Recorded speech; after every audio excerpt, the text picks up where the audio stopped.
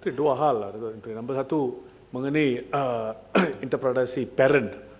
Itu salah taksir bila menggunakan kes Subhasa ni kerana ia telah ditolak pandangan kes tersebut. Saya sendiri telah memberitahu melalui media bahawa parent mengikut artikel 12 bukan dibaca singularly, perlu dibaca sebagai plural. Itu adalah interpretasi dan berapa kes di negara ini. Dan kes yang dirujuk oleh Yang Berhormat dengan rendah diri saya nak katakan adalah tidak terpakai. Nombor satu. Nombor dua, saya terima baik pandangan bahawa ada holistic approach dalam penukaran agama kerana ini menjadi satu masalah yang sangat besar dan saya harap satu tindakan susulan diambil dengan seberapa segera yang boleh kerana perkara ini telah lama wujud dan masalah yang berbangkit dan ramai keluarga terlibat dalam hal ini sejak dahulu pada tahun 2009 bila saya membangkitkan perkara itu dan kerajaan menubuhkan satu komiti yang khas, tetapi sehingga sekarang tidak ada apa-apa resolusi untuk resolusi yang tertentu mengikut pandangan komiti tersebut, iaitu undang-undang akan dibawa ke parlimen untuk membawa perubahan. Jadi bilakah perkara-perkara itu akan dijalankan? Datuk Yang Pertua, terima kasih kepada Ipoh Barat. Ipoh Barat, saya tertarik dengan pandangan Ipoh Barat tadi bahawa rujukan berdasarkan keputusan Mahkamah Persekutuan itu tidak terpakai dalam kes ini. Walau bagaimanapun buat masa sekarang sahaja kerajaan berpegang kepada keputusan yang telah pun diputuskan oleh Mahkamah Persekutuan berdasarkan kepada penaklifan. Nanti saya biarkan sekejap, saya bagi berdiri. Saya bagi laluan kepada Yang Berhormat, bagi saya habis sekejap. Bahawa kerajaan mengguna pakai bahawa keputusan yang dibawa kepada Mahkamah Persekutuan dalam menakrifkan maksud dan perkataan parent dalam pengertian adakah kedua pihak ataupun satu pihak.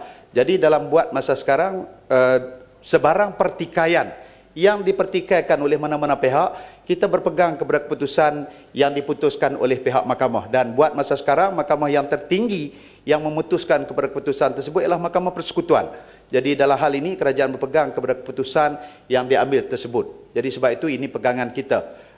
Dan yang keduanya berkenaan dengan pandangan Yang Berhormat supaya kita mengambil pendekatan yang holistik ataupun mengambil pendekatan yang penyelesaian dalam hal-hal yang berkaitan dengan penjagaan anak dan juga untuk tujuan pemeliharaan anak bagi ibu bapa yang salah seorang daripada mereka itu masuk kepada agama Islam. Jadi sebagaimana saya jelaskan awal tadi bahawa mereka pertimbangan yang paling tinggi ialah berdasarkan kepada kebajikan, kepentingan anak-anak tersebut, bukan salah seorang daripada ibu dan bapa mereka. Jadi mahkamah memutuskan berdasarkan kepada itu. Namun walau bagaimanapun, sebagaimana yang Berhormat sedia maklum bahawa untuk pendekatan holistik ini, saya balikkan kepada tadi bahawa peruntukan yang ada dalam peruntukan soal penjagaan anak-anak dan juga termasuk kepada conversion, termasuk hal yang berada di bawah kuasa negeri masing-masing.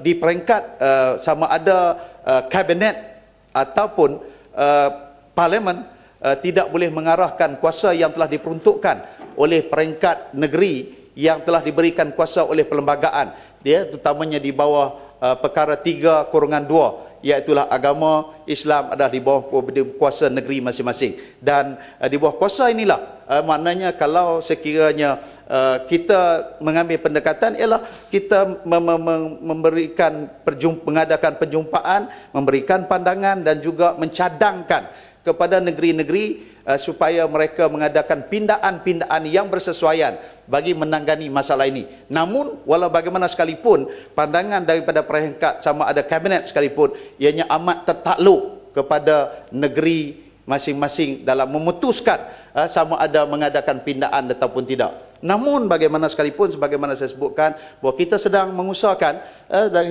sekarang ini sampailah sekarang supaya pihak negeri mengambil langkah untuk tujuan sama ada mencari penyelesaian yang terbaik kepada kes dan juga hal yang berkaitan perkara ini. Terima kasih. Terima kasih Datuk Menteri, terima kasih Datuk Yang Bertua. Saya ingin mengingatkan Yang Berhormat Menteri tahun dulu 2013 ada satu rang undang-undang yang dibawa ke Dewan Rakyat, tetapi telah ditarik balik oleh kementerian kerana reaksi masyarakat adalah pandangan dan interpretasi parent to parents adalah parent dan S tu adalah perbezaan kerana dari bila kita mula Federal Constitution pada tahun 57, makna parent itu adalah plural bukan singular, dan kes yang disebut tu perlu dianalisa, dan kes-kes yang sedia ada yang telah in detail telah di mana parent tu dikatakan bukan singular but plural. Itu nombor satu. Nombor dua, Dato' Yang Betul, Yang Berhormat Menteri, kita dah lebih kurang 7 tahun perkara ini telah dibangkitkan. No political will, no seriousness. Macam kita nak selalu form satu komiti demi satu komiti. Tahun 2009 satu komiti, sekarang dulu satu chairman, sekarang 2 chairman. Nampaknya ada cara dan macam-macam policy yang baru, tapi tak ada. No meaning to the people who are affected. Itu yang kita khawatiri. Orang tanya, apa guna ada parlimen, apa guna ada undang-undang? It doesn't bring any benefit. More conflict than rationality. Jadi ini yang kita perlu. Because kita rasa ramai di antara orang yang menukar agama itu ada sebab-sebab yang tertentu. Macam kes-kes yang ada, 1 out of 10. Itu yang kita tahu. These are the bad apples yang perlu untuk mengatasi masalah ini. Dalam hal ini, Datuk Menteri, tidak ada masalah di negara Islam yang terbesar di dunia, di Indonesia. Ya, ringkaskan. No problem di India. 200 juta. Di Indonesia tidak ada problem. Kenapa? Ada undang-undang yang tertentu. Kenapa kita tak boleh pakai undang-undang tersebut? Don't go very far. Ambil bas, pergi ke Singapore. You can find the answer. Ada undang-undang yang tertentu. No need to go very far. Semua ada. Tapi no political will. No political belief untuk membawa pembaruan. Datuk Yang Betul, terima kasih kepada Ipoh Barat yang pertamanya. Persoalannya begini, Ipoh Barat. Saya dah sebutkan sebentar tadi bahawa hal ini kita mengusahakan di peringkat persekutuan, di peringkat parlimen. Namun, saya ulangkan bahawa kuasa untuk pindaan hal yang berkaitan dengan mahkamah syariah adalah kuasa negeri masing-masing. Bukan di sini. Yang dibawa untuk di parlimen ini ialah untuk pindaan kepada Akta 303, 505, 167 Mahkamah Syariah wilayah-wilayah Persekutuan, Putrajaya, Kuala Lumpur dan juga termasuk di Labuan. Itu bidang kuasa semata-mata. Namun walau bagaimanapun kita melihat ada keperluan di sana untuk pindaan yang lebih holistik yang sedang disusun, diatur di peringkat wilayah persekutuan. Namun saya fikir tidak ada political will yang Berhormat sebutkan sebentar tadi. Yang Berhormat kena fikir juga bahawa Yang Berhormat boleh mulakan di peringkat negeri masing-masing yang dikuasai oleh pihak Yang Berhormat dan sebagainya untuk segala pindaan-pindaan yang seperti ini. Sebab apa sekalipun yang diputuskan oleh pihak sama ada kabinet dan juga persekutuan, dia tidak akan memberikan bekas melainkan pindaan dibuat di peringkat Majlis Agama Islam negeri-negeri masing-masing. Ini di antara yang perlu dipahami juga, dan tentunya kenapa pula pasal Yang Berhormat boleh sampaikan juga naik bas untuk pergi ke Singapura melalui kepada negeri-negeri yang Berhormat boleh sampaikan maklumat ini. Jadi kalau meletakkan political will ini hanya semata-mata kepada bahu pihak kerajaan persekutuan, sedangkan kita memahami amat bahawa perkara 3.1 perlembagaan mengatakan Islam is religion of federation, 3.2 mengatakan Islam adalah di bawah kuasa negeri masing-masing. Sama juga sebagaimana hal yang berkaitan air dan sebagainya adalah kuasa negeri.